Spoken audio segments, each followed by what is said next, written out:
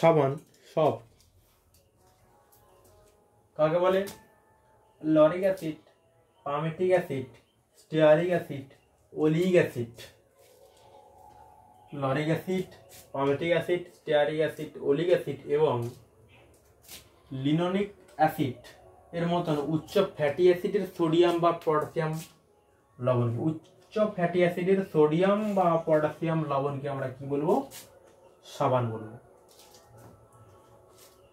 Lauric acid, palmitic acid, stearic acid ও oleic acid এবং linoleic অ্যাসিডের মতো উচ্চ ফ্যাটি অ্যাসিডের সোডিয়াম বা পটাশিয়াম লবণকে আমরা কি বলবো?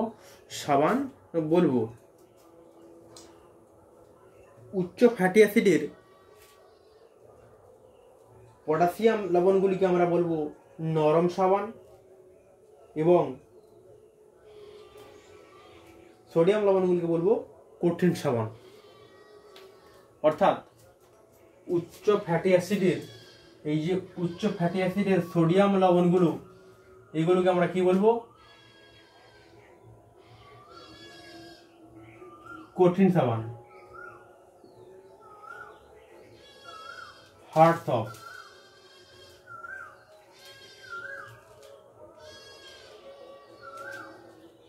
হার্ড সফট এবং পটাশিয়াম লবণগুলিকে বলবো সফট সফট। হার্ড সফট এবং পটাশিয়াম লবণগুলিকে বলবো নরম সাবান।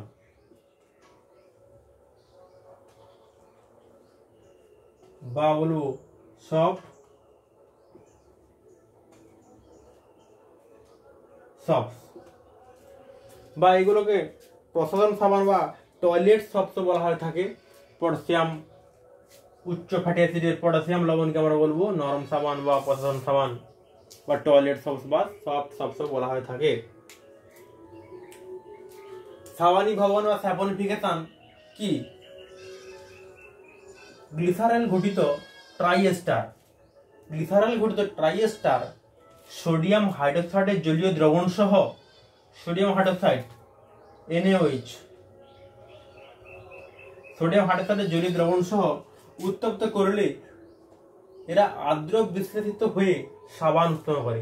এই ক্ষারীয় আর্দ্র বিশ্লেষণ বিক্রিয়াটিকে আমরা সাবানীভবন বা স্যাপনিফিকেশন বলা হয়। দেখো, স্টিয়ারিক অ্যাসিডের গ্লিসারল ট্রাইএস্টার এর সঙ্গে সোডিয়াম হাইড্রোক্সাইডের বিক্রিয়া ঘটানো হচ্ছে এবং তাপ দেওয়া হচ্ছে। কি ঘটবে? Sodium stearate CH3 CH2 whole 16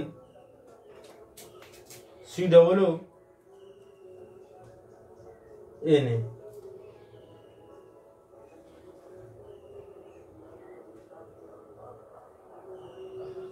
তিন অণু সৃষ্টি হবে। এটা হচ্ছে কি সোডিয়াম স্টিয়ারেট বা সাবান। সোডিয়াম স্টিয়ারেট বা সাবান। এটা কি সৃষ্টি হবে? গ্লিসারল সৃষ্টি হবে। স্টিয়ারিক অ্যাসিডের গ্লিসারল ট্রাইএস্টারের সঙ্গে সোডিয়াম স্টিয়ারিক অ্যাসিডের গ্লিসারাইল এস্টার এর সঙ্গে সোডিয়াম হাইড্রোক্সাইডের বিক্রিয়া ঘটানো হচ্ছে এবং উত্তপ্ত করা হচ্ছে, তো তাপ দেওয়া হচ্ছে। কি ঘটবে? সোডিয়াম স্টিয়ারেট এর নাম কি? সোডিয়াম স্টিয়ারেট সাবান এবং কি সৃষ্টি হবে?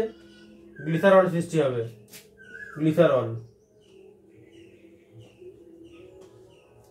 গ্লিসারলের স্ট্রাকচার কি হবে?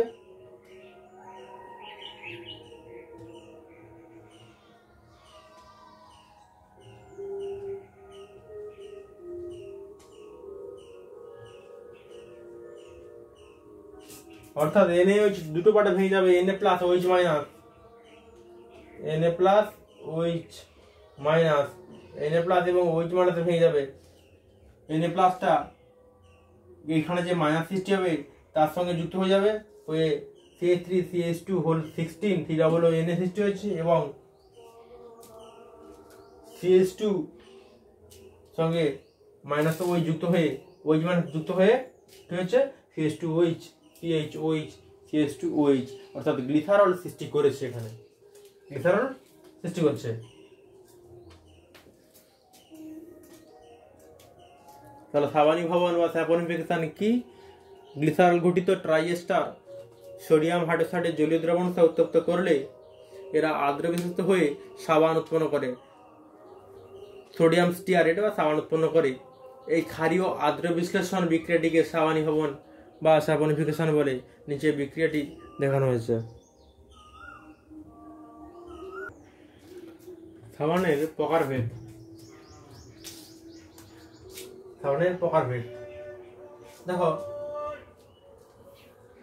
সাবান বিভিন্ন প্রকার হয়ে থাকে। টয়লেট সাবান, টয়লেট সাবান, ভাসমান সাবান, ফ্লোটিং সপ, স্বচ্ছ সাবান, ট্রান্সপারেন্ট সপ, ঐশ্বর্যযুক্ত সাবান, মেডিয়েটেড সপ, দাড়ি কামানো সাবান, শেভিং সপ, লন্ড্রি সাবান, লন্ড্রি সপ, সাবানের চিপস, সাবানের চিপ ও সাবানের দানা, সাবানের চিপ বা চিপস ও সাবানের দানা, গুঁড়ো স্কাউরিং সাবান। এবার দেখো এই সাবানগুলো কিভাবে তৈরি করা হয়। টয়লেট সাবান উচ্চমান বিশিষ্ট চর্বি বা তেল, এর সঙ্গে বিভিন্ন রং এবং বিভিন্ন সুগন্ধি যোগ করে এই সমস্ত সাবান তৈরি করা হয়, অর্থাৎ টয়লেট সাবান তৈরি করা হয়। ভাসমান সাবান, ফ্লোটিং সপ, সাবানের মধ্যে, সাবান যখন কঠিন হবে তার আগেই সাবানের মধ্যে কি প্রবেশ করানো হবে? বায়ুর বুদবুদ প্রবেশ করানো হবে। প্রবেশ করানো করিয়ে এই ভাসমান সাবান বা ফ্লোটিং সাবান তৈরি করা হয়। স্বচ্ছ সাবান, প্রথমে ইথানলে দ্রবীভূত করা হয় সাবানকে, তারপরে সেকেন্ডে কি করা হয়? অতিরিক্ত দ্রাবককে বাষ্পীভূত করে দেওয়া হয়, করে এইরকম ফ্লোটিং সাবান, ট্রান্সপারেন্ট সাবান বা স্বচ্ছ সাবান তৈরি করা হয়। ঔষধযুক্ত বা মেডিয়েটেড সাবান, সাবানের সঙ্গে ডেটল বা স্যাভলন যোগ করে ঔষধযুক্ত সাবান তৈরি করা হয়।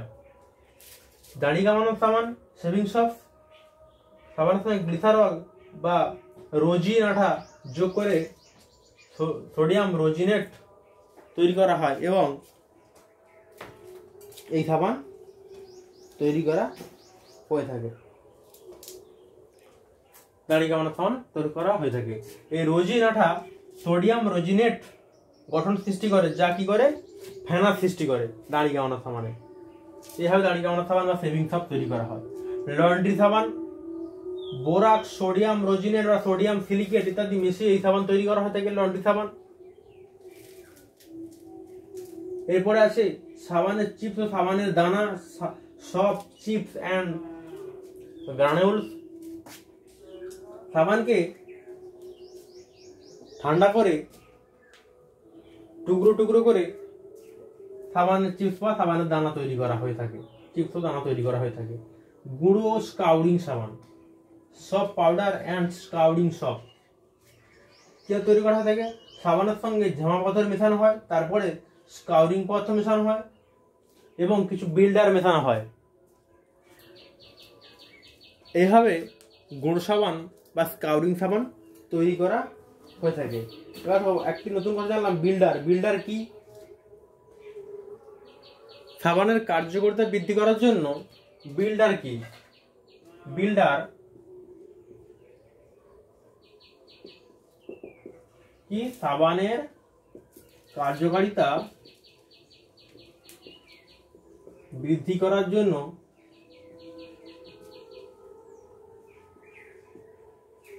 সাবানের মধ্যে কিছু রাসায়নিক পদার্থ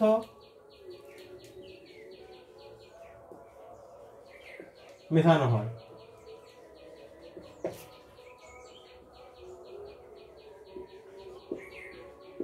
সেইগুলিকে কি বলবো আমরা? সেইগুলিকে বিল্ডার বলে। সাবানের কার্যকারিতা বৃদ্ধি করার জন্য সাবানের মধ্যে কিছু রাসায়নিক পদার্থ মেশানো হয়, যে রাসায়নিক পদার্থগুলোকে আমরা কি বলবো? বিল্ডার বলবো, যেমন সোডিয়াম ট্রাইপলিফসফেট, সোডিয়াম ট্রাইপলিফসফেট, সোডিয়াম ট্রাইপলিফসফেট হচ্ছে কি বিল্ডার, এটি বিল্ডারের উদাহরণ। কি হবে উদাহরণ, বিল্ডারের উদাহরণ কি হবে? সোডিয়াম ট্রাইপলিফসফেট,